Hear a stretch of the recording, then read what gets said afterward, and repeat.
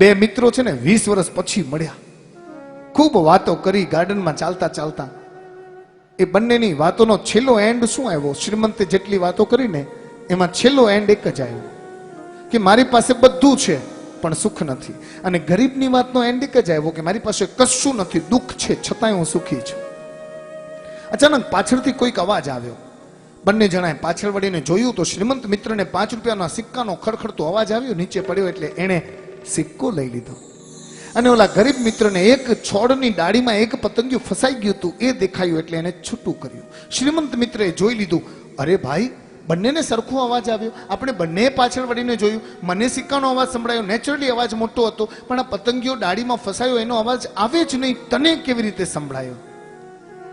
ત્યારે ઓલા ગરીબ મિત્રએ શ્રીમંત મિત્રને જવાબ આપ્યો, વાત ઘરે લઈ જવા જેવી છે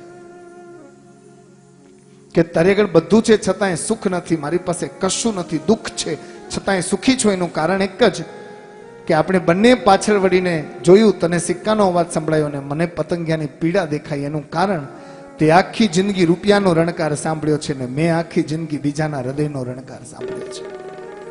આત્મીયજનો, આ જનરેશન ગેપ છે. પહેલા આપણે ફેસ ટુ ફેસ મળતા હતા ને હવે ફેસબુક પર જતા રહ્યા છીએ.